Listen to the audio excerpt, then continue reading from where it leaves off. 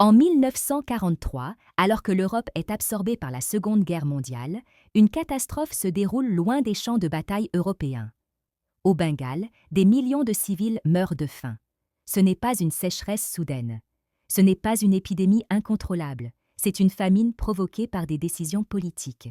Le Bengale est alors sous administration britannique. La région produit du riz. Les récoltes existent. Les entrepôts ne sont pas vides. Pourtant, la population commence à manquer de nourriture. Les prix explosent. Les familles vendent tout ce qu'elles possèdent pour survivre. Très vite, cela ne suffit plus. Les autorités locales alertent Londres. Les rapports sont clairs. La situation est grave. Des demandes d'aide sont formulées. Des cargaisons de nourriture sont réclamées. Les responsables sur place parlent d'urgence humanitaire. Ils préviennent que sans intervention rapide, les conséquences seront massives. À Londres, ces informations sont reçues. Elles ne sont ni perdues ni ignorées. Elles sont évaluées. Comparées à d'autres priorités, la guerre mobilise des ressources immenses. Les navires sont rares. Les stocks sont stratégiques. Et le Bengale n'est pas en tête de liste. La décision est prise de ne pas détourner les ressources. Les bateaux restent affectés à l'effort de guerre. Les réserves alimentaires sont conservées ailleurs. Le raisonnement est froid, calculé. On estime que la situation est gérable. On minimise l'ampleur du danger. Pendant ce temps, sur le terrain, la famine s'installe. Les rues se remplissent de corps affaiblis. Les hôpitaux débordent, les villages se vident, des familles entières disparaissent. La nourriture existe, mais elle n'arrive pas là où elle est nécessaire. Ce qui rend cette tragédie particulièrement choquante, ce n'est pas seulement le nombre de morts, c'est la conscience qu'en avaient les décideurs. Les informations étaient connues, les options existaient, mais l'aide n'est pas venue. La famine du Bengale n'est pas un accident de l'histoire. Elle est le résultat d'un choix, le choix de privilégier une stratégie militaire au détriment de vies civiles. Un choix assumé, même lorsque les conséquences deviennent évidentes. Ce drame restera longtemps absent des récits officiels, relégué au second plan, minimisé. Pourtant, il pose une question essentielle. Que vaut une victoire militaire lorsqu'elle repose sur l'abandon de millions de civils? La réponse ne viendra pas en 1943. Elle viendra bien plus tard, lorsque l'histoire commencera enfin à regarder cette famine en face. Lorsque la situation au Bengale devient critique, les informations ne restent pas sur place.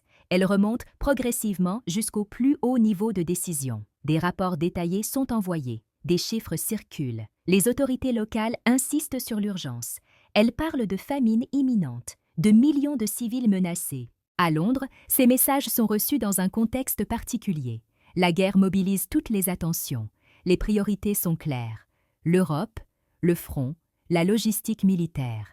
Chaque navire, chaque cargaison, chaque stock alimentaire est intégré dans une stratégie globale. Le Bengale devient un dossier parmi d'autres. Les discussions ne portent pas sur l'existence de la famine. Elle n'est pas niée. Le débat porte sur la réponse à y apporter. Faut-il détourner des navires? Faut-il redistribuer des réserves? Faut-il prendre le risque d'affaiblir l'effort de guerre ailleurs? Chaque option est évaluée en termes de coûts stratégiques. Les responsables militaires rappellent les menaces en cours. Les sous-marins ennemis, les lignes de ravitaillement fragiles, les besoins urgents des troupes. Les civils du Bengale ne sont pas ignorés, mais ils sont relégués derrière d'autres priorités jugées plus vitales pour la survie de l'Empire. Certaines propositions d'aide sont rejetées, d'autres sont reportées. On parle de solutions locales, de redistribution interne, de responsabilité régionale. Le ton est administratif, distant. Les conséquences humaines sont absentes des discussions chiffrées. Pendant ce temps, la situation continue de se dégrader. Les prix augmentent encore. Les réserves privées disparaissent. Les populations rurales affluent vers les villes, espérant y trouver de quoi survivre. Les autorités locales n'ont plus de marge de manœuvre. Elles attendent une décision qui ne vient pas. Ce qui frappe dans ces échanges, c'est la logique froide qui les traverse. Les morts potentielles sont intégrées dans des calculs abstraits. On estime, on projette, on compare, mais on n'agit pas. La famine devient une variable parmi d'autres dans une équation de guerre. Le refus d'intervenir massivement n'est pas le fruit d'un oubli. C'est un choix assumé, un choix fondé sur une hiérarchie des vies. Certaines doivent être protégées à tout prix, d'autres peuvent être sacrifiées au nom d'un objectif jugé supérieur. Ainsi, alors que les informations s'accumulent et que les appels à l'aide se multiplient, la réponse reste limitée, insuffisante, tardive. Le Bengale continue de mourir pendant que les décisions sont repoussées. À ce stade, la famine n'est plus une menace, elle est une réalité connue. Et pourtant, elle continue. En 1943, la famine au Bengale n'est plus une question d'information, elle est une question de moyens, car contrairement à ce que l'on prétendra plus tard, les ressources existent. Des stocks alimentaires sont disponibles, des navires circulent, des routes maritimes fonctionnent. La question n'est donc pas de savoir s'il était possible d'agir. La question est de savoir où l'on a choisi d'envoyer ces ressources. Dans l'océan Indien, des cargos transportant du riz, du blé et d'autres denrées passent à proximité de l'Inde. Certains sont redirigés vers des zones jugées stratégiques. D'autres sont affectés à la constitution de réserves. Le Bengale, lui, reste en attente.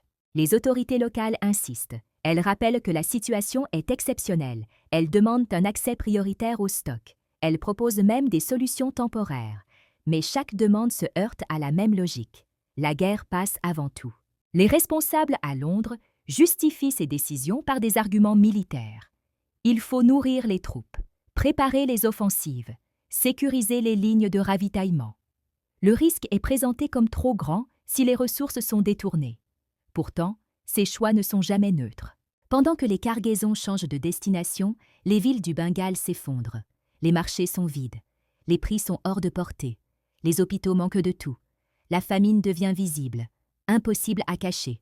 Impossible à nier. Ce qui choque, c'est le contraste. D'un côté, des entrepôts pleins, des ports actifs, des navires chargés. De l'autre, une population qui meurt à quelques milliers de kilomètres de ses ressources. La distance géographique devient une distance morale. Les décisions continuent pourtant d'être prises loin du terrain, sur des cartes, dans des bureaux, à partir de chiffres. La réalité humaine est absente. Elle n'entre pas dans les tableaux. Elle n'apparaît pas dans les priorités. À ce stade, la famine n'est plus seulement le résultat d'un contexte difficile. Elle est la conséquence directe d'arbitrages, des arbitrages assumés, répétés, maintenus malgré les alertes. Le Bengale ne meurt pas parce que le monde manque de nourriture. Il meurt parce que la nourriture est envoyée ailleurs. Et cette vérité, à l'époque, est parfaitement comprise par ceux qui prennent les décisions. À mesure que la famine s'aggrave, la réalité devient impossible à masquer complètement. Des images circulent, des témoignages filtrent. Les autorités locales multiplient les appels. Le drame n'est plus une hypothèse. Il est visible. Pourtant, la réaction reste lente, fragmentée, prudente. À Londres, on commence à parler de la situation plus ouvertement, mais sans remettre en cause les choix initiaux. Les discussions portent désormais sur la communication autant que sur l'aide. Comment répondre sans reconnaître une responsabilité directe? Comment agir sans affaiblir la stratégie de guerre? La priorité reste de contrôler le récit. Des mesures tardives sont envisagées. Des volumes limités d'aide sont autorisés. Trop peu, trop lentement. Les décisions arrivent après des mois de dégradation. Sur le terrain, l'impact est marginal. Les routes sont saturées. Les structures locales sont dépassées. La famine a déjà pris une ampleur irréversible. Dans la presse, le traitement reste discret. Les articles évoquent des difficultés alimentaires, rarement une famine. Le vocabulaire est mesuré. Les chiffres sont absents ou imprécis. La distance géographique facilite cette retenue. Le Bengale est loin. Le front européen, lui, occupe l'espace médiatique. Ce décalage entre l'urgence réelle et la réponse politique s'explique aussi par la peur d'un précédent.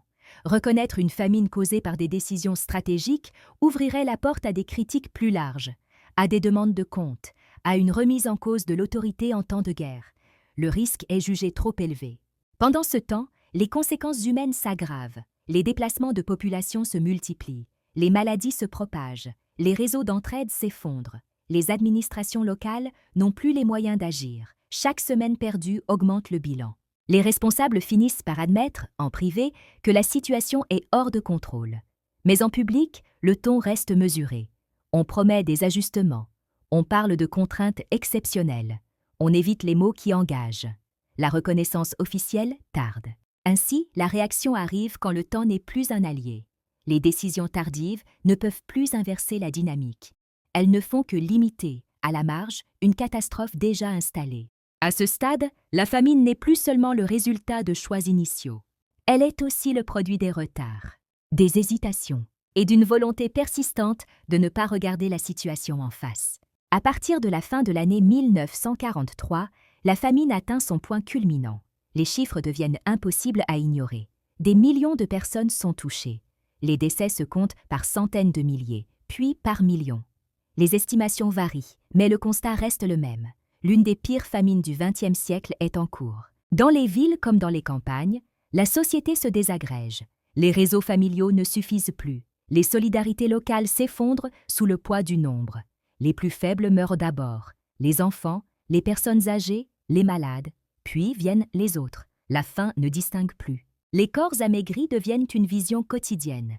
Les rues se remplissent de personnes trop faibles pour continuer à marcher. Les hôpitaux n'ont plus de lits. Les médecins manquent de médicaments, de nourriture, de tout.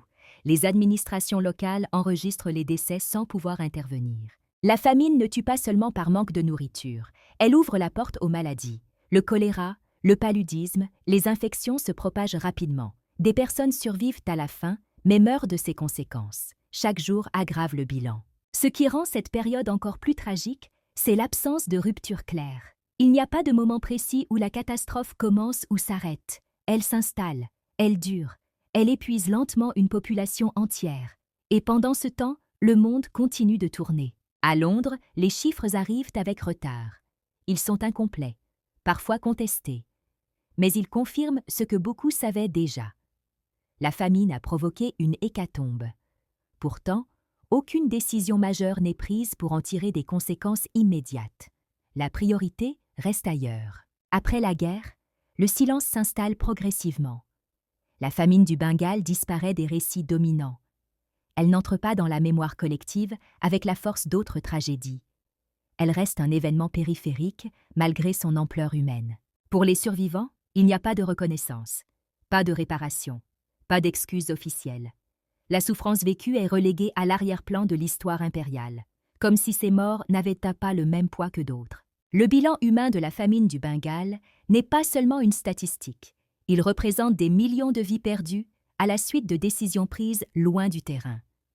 Des vies sacrifiées sans bataille, sans affrontement, sans déclaration officielle de guerre. À ce stade, une évidence s'impose.